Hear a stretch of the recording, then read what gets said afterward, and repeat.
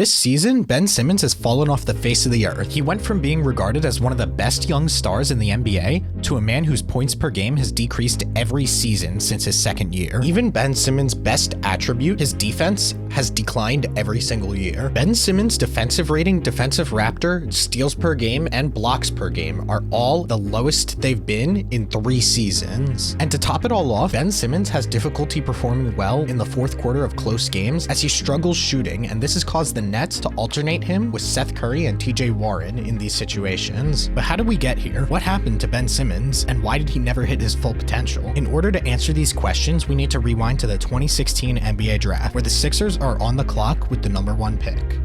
Philadelphia 76ers select Ben Simmons.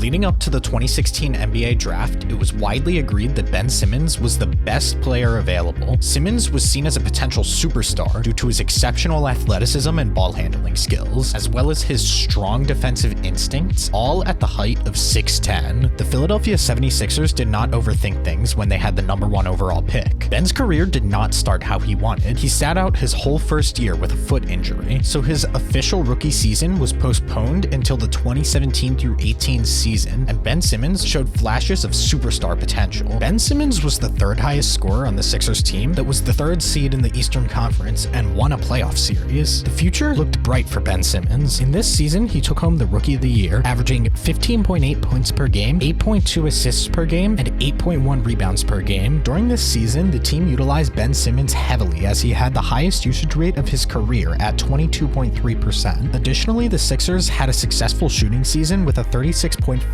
three-point shooting percentage, the second best in the Ben Simmons era. The team's lineup was composed mainly of shooters, which allowed Ben Simmons to lead fast breaks and open up the court for them. Ben Simmons, however, played best when Embiid was hurt at the end of the season. Ben Simmons without Embiid averaged 17.75 points per game, 10.25 rebounds per game, and 11 assists per game. Over this span, the Sixers won 17 in a row and their first playoff game without Embiid.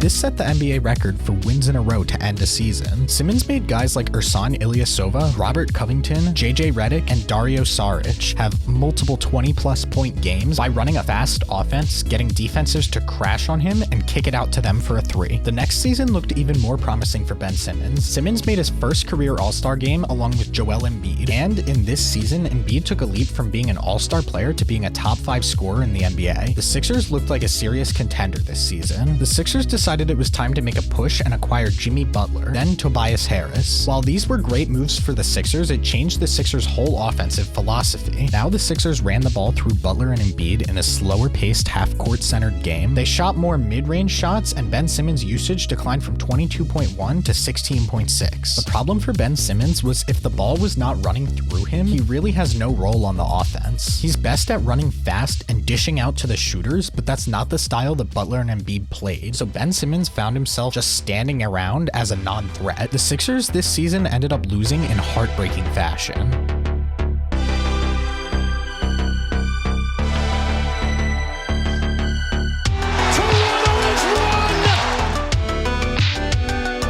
As the offseason progressed, the rift between Jimmy Butler and Ben Simmons became increasingly apparent, leaving the front office with a tough decision to make. Ultimately, they threw their support behind Simmons, which eventually led to Butler departing the team via free agency. With the high stakes following the prior season, all eyes were on Ben Simmons to elevate his game, particularly in regards to his shooting. Fans eagerly awaited to see if Simmons had made any progress in this area during the offseason or preseason, with many optimistic that he would be able to add this missing piece to his game. Simmons began began to shoot more as he attempted 7 threes in the 19-20 season and 10 the following season. Simmons' three-point shot never turned into anything great, and it created huge criticism among fans. This season, the offense primarily flowed through Joel Embiid, leaving Ben Simmons to play in his shadow. However, when Embiid was out, Simmons had the chance to shine and showcase his true potential. On February 15th, 2021, against the Utah Jazz, Embiid was forced to leave the game early with injury, and Ben Simmons seized the opportunity. In a truly memorable performance, Ben Simmons took control of the ball with an astonishing 38.6 usage rate and led the team with 42 points, 12 assists, and 9 rebounds. It was a career-high night for him and a true reminder of his superstar potential. It was the last time he truly unleashed it this season. Embiid remained healthy most of this season and commanded the ball as he was having a career year, averaging 28.5 points per game on elite efficiency. In total this season, Simmons had a career-low usage rate at 16.5. This caused Ben Simmons to completely lose his confidence,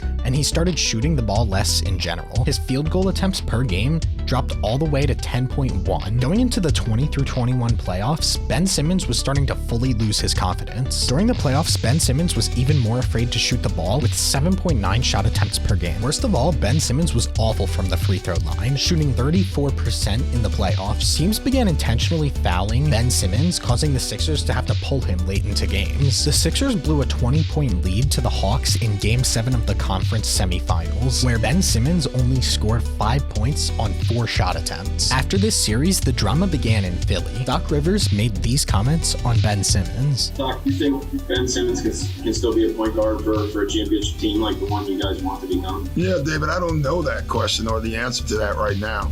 After this season, Ben Simmons requested a trade and was eventually traded to the Nets. But Simmons did not play at all in his first season in Brooklyn. He was out with a back injury. This season, Ben Simmons made his return, but so far, it looks like the problems that ruined Ben Simmons are just as bad, if not worse. Simmons is in a system where he does not have a lot of opportunities to handle the ball and is often used in a supporting role rather than the main ball handler, causing him to have low usage rates. KD and Kyrie are two elite half-court players who work best in ISOs, not fast break catch and shoots. Ben Simmons has completely abandoned his three-point shot development, as he has only attempted 1 three-point shot this year, and his free throw percentage is at 41%, making him unplayable late in games. Finally, despite his impressive defensive abilities, his recent injuries have taken a toll on his athleticism, causing a dip in his defensive performance. If a team crafts its strategy to center around Ben Simmons as the primary ball handler and surrounds him with sharpshooting teammates, they could potentially experience great success. However,